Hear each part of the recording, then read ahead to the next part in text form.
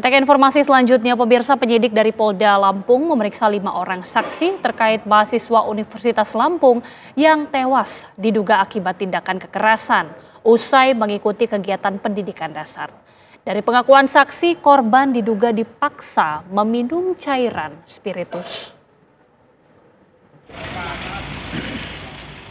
Sebanyak 5 orang peserta yang mengikuti pendidikan dasar mahasiswa ekonomi pecinta lingkungan Fakultas Ekonomi Bisnis Universitas Lampung diperiksa sebagai saksi oleh Polda Lampung atas tewasnya Pratama Wijaya Kusuma usai mengikuti kegiatan pendidikan dasar. Kelima peserta ini merupakan rekan dari korban Pratama Wijaya Kusuma yang mengikuti kegiatan pendidikan dasar di kawasan Gunung Betung, Kabupaten Pesawaran, Lampung pada 14 hingga 17 November 2024 lalu. Dari keterangan para saksi, korban diduga mengalami tindakan kekerasan fisik oleh seniornya. Kegiatan tersebut diikuti 6 orang, termasuk korban dengan jumlah panitia dan senior mencapai sekitar 20 orang.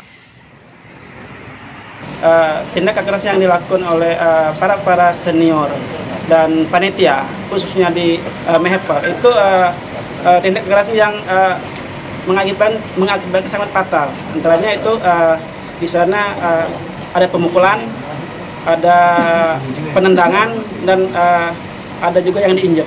Ada salah satu korban itu dipaksa minum spiritus. Gitu. Atas nama salah satunya korban yang meninggal dunia. Penyidik Polda Lampung akan memanggil panitia pelaksana kegiatan Diksar untuk dimintai keterangan. Polisi juga akan memanggil pihak rumah sakit dan dokter yang pertama kali menangani korban, serta akan melakukan ekshumasi untuk mengetahui penyebab kematiannya.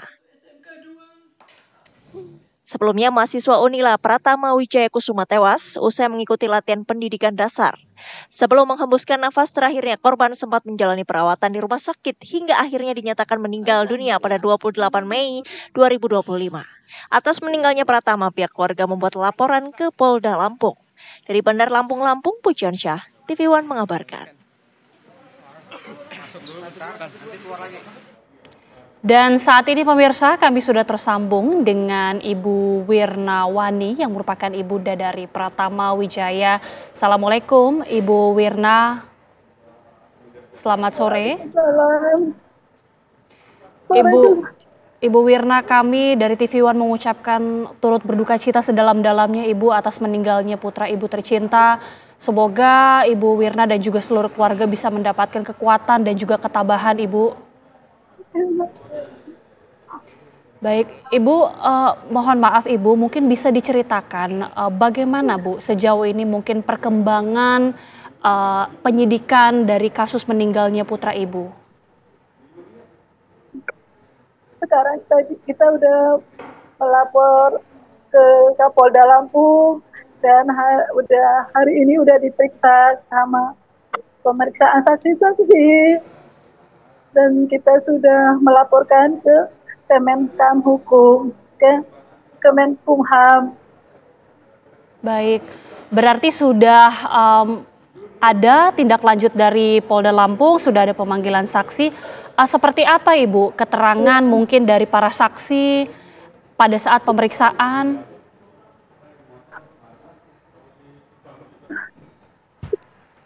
Iya, pasti ada kekerasan itu, pasti itu udah dibilang. Sampai anakku minum spiritus.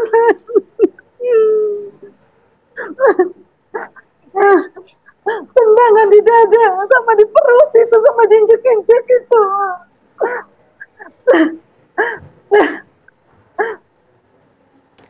Baik Ibu, kami sangat prihatin Ibu.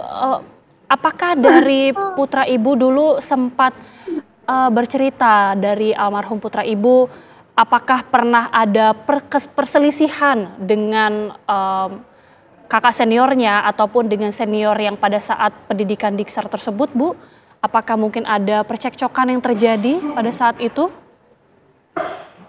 Enggak, dia enggak cerita percekcokan, cuman dia cerita diancam kalau sayanya membuka ya masalah ini. Saya harus menutupin biar anakku jangan dibunuh orang loh. Intinya harus mama tutup biar akunya enggak dibunuh loh, dicecer katanya. Ini bakalan kalau aku buka mulut nanti mama cerita nanti geger, aku nanti dicari dorang mah, katanya nanti udah dibunuh.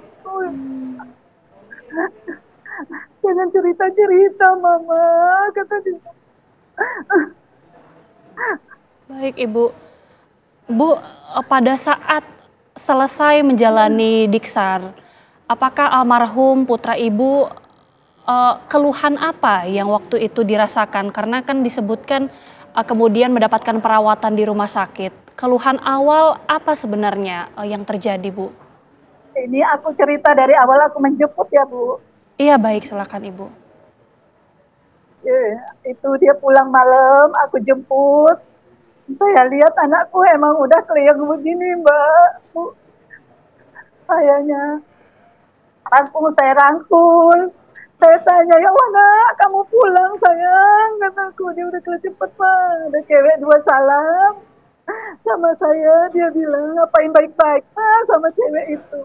Dia itu ikut dijejekin saya di lumpur yang ada batunya sampai ujung hidungnya masuk mulut lumpur sama mulut saya. Kata dia, kan mama kesana ya nak, mama cari, jangan mau orang itu rame, katanya. Sampai dia kelaparan, carilah mie ayam. Saya udah dapat mie ayam, kita pulang. Di motor itu emang udah geleng-geleng. Saya, kenapa nak? Enggak mah, kata cepetan mah. Sampai di rumah dia ngangkat tasnya, saya nggak boleh karena berat banget. Kata dia, mama capek. Dia pulang ditaruhnya aja di pinggir pintu itu. Dia disuruh dia duduk, saya lagi ngambil mangkok mau buat makan mie ayam. Ternyata anakku pingsan. Udah malam. Di situ cuma kami bertiga doang, Bu. Anakku pingsan itu. Jam 3 dia, katanya, kenapa nak, bang? Tidur lagi. Tiba-tiba bangunlah setengah 8, kira jam 8 dia itu. Katanya, kenapa bangun sayang? Dia minta minum, katanya dia minum. Terus dia sujud sama saya karena dia nggak ngelakuin sholat selama di sana 4 hari mah. Saya peluk dia.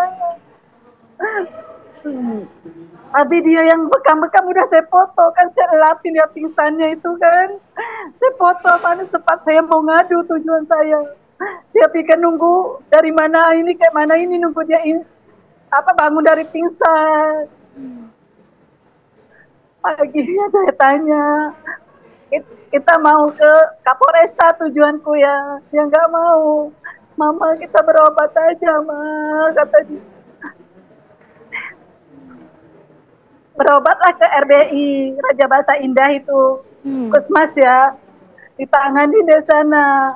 Nah, kata emang udah diobatin RBI, saya ngajak dia mau ke visum gitu maksudnya. Jangan mama jangan bilang-bilang, nanti ini geger loh, udah ini diancam.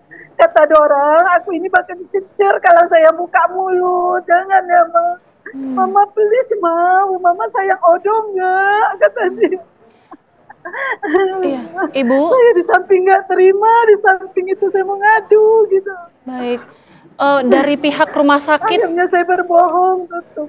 Iya, dari pihak rumah sakit pada saat berobat putra Ibu, apa analisa dari dokter dan diagnosa dari dokter? Oh, kita akan berobat, dia kan ada muntahnya. Dia kata si dokter di tangan dokter Tony karena dia ada lambungnya. Perutnya bengkak gitu kan, ada lambung di tangan dokter Tony, tapi keadaan anakku emang udah kram tangannya sama kepalanya sakit. Tangan kirinya ini kram, kepalanya sakit, dia muntah-muntah, terus orang nanganin perutnya dulu ke dokter Tony. Ke dokter Tony, kita pulang hari Senin, dikasih dokter Tony surat bahwa kitanya harus ke saraf, kata dia, karena tangan dia sama kepala dia ini kok belum sembuh. Ayo kita terujuklah ke dokter Melan, dokter saraf di Malahayati itu. Nyampe ada dokter Melan hari Rebo. Kira jam 3, dokter Melannya diperiksa, kaget. Ya Allah Bu, katanya kenapa dibiarin? Ini anak ibu udah kena saraf, kata dia. Di samping aku pengen bicara, cuma di samping jaga anakku, biar anakku jangan kena bunuh. Jadi aku pengen berbohong. Ya udah sekarang kata dokter Mela. Langsung di scanning, hasil scanning dia bilang, ya Allah Bu, ini ada gumpalan darah Bu, kata ini cairannya gak lancar. Hari ini juga harus Ibu ke Abdul Muluk, jangan pulang dulu. Saya nggak kasih obat karena kelamaan nanti. Harus ke Abdul Muluk Bu, kata kita ke Abdul Muluk di tangan orang Abdul Muluk baik, diimpun. Langsung disuruh mau tanda tangan, kataku tunggu dulu, saya izin dulu sama suami karena mau operasi kan. Sama mertua karena saya ada mertua, saya telepon orang minta izin, orang kaget kok ada gumpalan darah, habis ngapain Wirna katanya. Nah pagi malamnya dia udah masuk ruangan disuruh puasa, 1:30 dia operasi sama dokter Yeni. Kata dokter Yeni ini harus udah dibuang gumpalan darahnya dan dia dipasang selangnya biar cairan dia lancar. Selang itu permanen, nggak dicopot lagi. Pulang kita habis 3 hari, tanggal 31 ini kan tanggal 28, 27-nya dia operasi ya. Kita tanggal 31 pulang. Kontrol lagi, kalau nggak salah tanggal 11 kita kontrol. Udah kontrol, udah pulang lagi, udah bagus, kita pulang lagi. Udah sebulan di rumah, tanggal 28-nya pagi subuh dia sakit kepalanya. Jerit-jerit sakit kepala, saya kan bingung, bekas operasi mau diapain, saya kasih minyak kayu putih dulu. Sakit banget mama, kata dia. Iya nak, kataku, mama kasih obat dulu, sini minyak kayu putih, saya lulus sakit mama, kata dia gitu. Memang ada jadwal scanning tanggal 17 Juni. Belum tanggal 17 Juni ini, Bu. Akhirnya kita masuklah ke rumah sakit tanggal 28 itu pagi. Tangan dorang dia udah lemes, udah nggak ada tenaga gitu. Mau mindahin badan dia aja ke tempat tidur aja saat itu nggak bisa, harus digotong. Masuk ruangan. Akhirnya dia jam 3 itu udah koma. Baik Ibu. Baik Ibu. Meninggallah dia jam 5 lewat, mau 5:30. Baik. Ibu, kami turut berduka cita sekali lagi sedalam-dalamnya Ibu. Terima kasih Ibu sudah menceritakan dan mohon maaf jika Ibu harus mengingat luka ini. Dan kami tentunya berharap semoga ada keadilan dan ada titik terang Ibu dalam kasus penyidikan ini. Terima kasih Ibu Wirnawani, Ibu dari Pratama Wijaya sudah berkenan untuk berbagi bersama kami di Kabar Petang. Sehat selalu untuk Ibu dan keluarga. Terima kasih Ibu. Assalamualaikum. Waalaikumsalam.